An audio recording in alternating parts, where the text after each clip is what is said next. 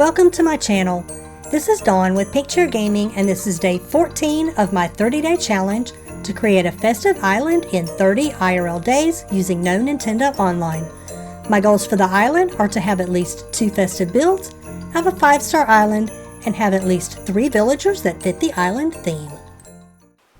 Alright, before we get too far into this video, let's go ahead and open up the map and see where we're at.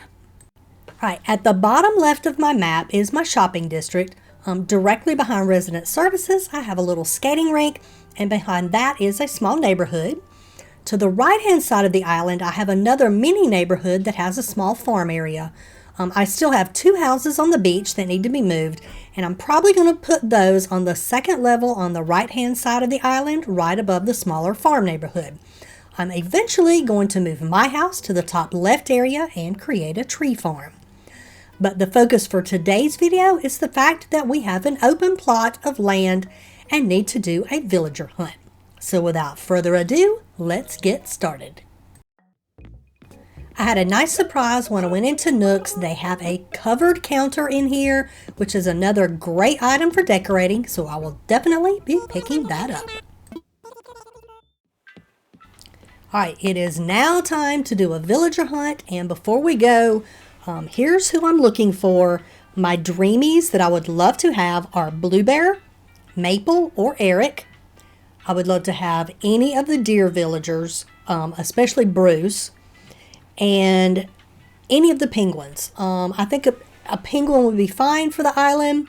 So let's just see who all we can get.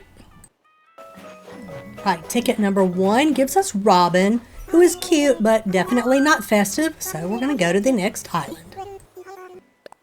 I was lucky enough to find the stacked Senmaizuki barrels on the island. The only thing is I have to find the regular Senmaizuki barrels before I can use it, but it's still a great DIY to have. Alright, ticket number 2 gives us Mael, still not who we're looking for, so let's go to the next island. Ticket number 3 is Harry, also not festive, so let's try the next island. Ticket number 4 gives us Meringue, who I know we've seen before and I didn't take her then, and I'm probably going to regret it now, but I'm not going to take her. Maybe if I see her again, I might change my mind. Ticket number 5 gives us Boomer, and I know I said I would love to have a penguin on my island, and he is cute, do not get me wrong, but there is just something about the bomber jacket and the airplane hat that just doesn't scream festive island to me. And so I am probably going to regret this, but I'm not going to take him, and I'm sure there are people that will hate me for it. Ticket number 6 gives us Anka, who is adorable.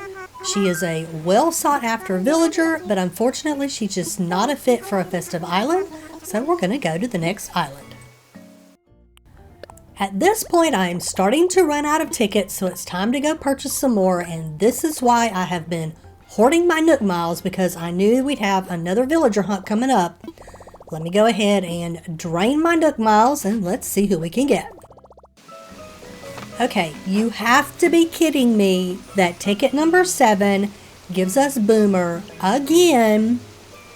And I am quite sure I'm going to regret this. I should take it as a sign to take him, but I'm not going to because I'm very hard-headed and I don't have all these tickets for nothing. So let's go to the next island and see who we get.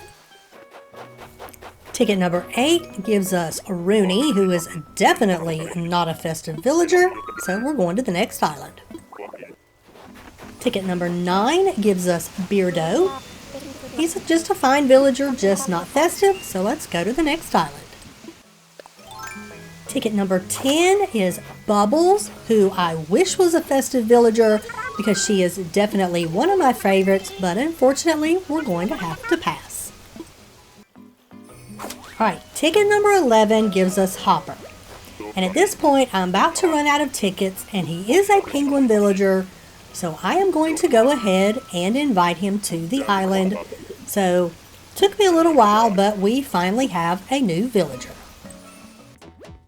Alright, back on the mainland, I went to visit Whitney, and she had the project table, which is another one of my favorite DIY items, so I'm pretty happy to get that one from her. Alright, with the villager hunt out of the way, it's time to actually focus on doing a little bit of decorating. This little spot right here, I think I'm going to put an incline in to get up to this area. And this little area here, I would love to put a house here, but I'm just afraid that it would look weird coming at it from the top. And I also think it might get in the way of my little neighborhood. So I got to figure out what I'm going to do with this area besides just plant a bunch of trees. I'm also considering on this third tier up here putting my campsite.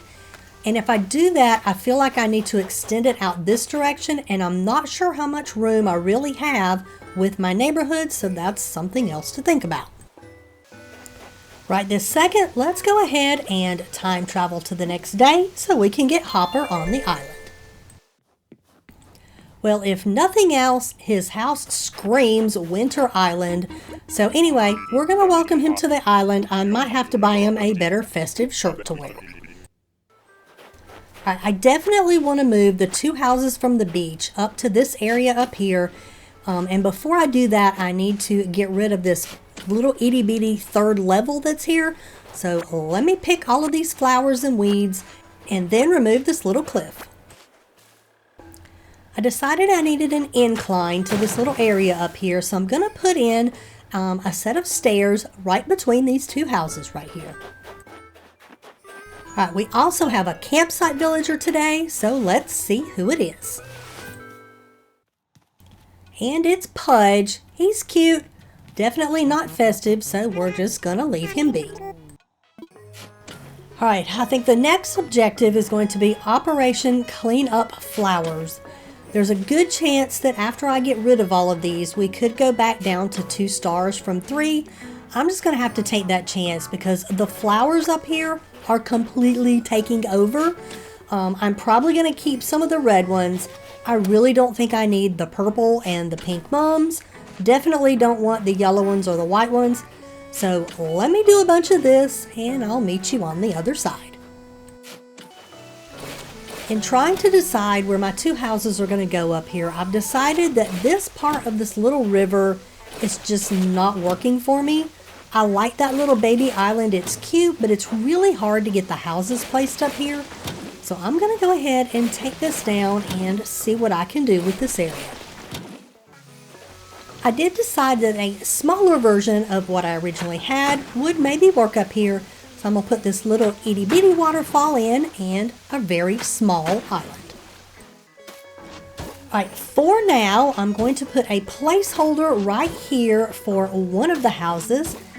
This is right next to that little itty bitty baby island I just created, and I think that's a good pathing to come up from the incline. Alright, I know this is going to take a little while to put up, but I'm going to go ahead and place a log staircase here and just make payments on it as I can. And for right now, this is where I'm going to put a placeholder for the second house in this area. Alright, for now, that's going to be it for this video. Right now, my island is in complete disarray with all of my flowers that are just all over the place. So off camera tonight, I'm going to remove all of the excess flowers from this upper area. And I'm also going to move all of my red flowers that are over on the top left area where I want my tree farm to go. I'm probably just going to move all of those to the beach so I have them to use for decorating, but they won't keep populating since they're on the beach. I really want to work on getting all of my buildings in their final spots so I can really focus on decorating. So if you want to see what progress we make tomorrow, please be sure to like and subscribe so you don't miss out on any future content, and I hope to see you next time. Bye-bye!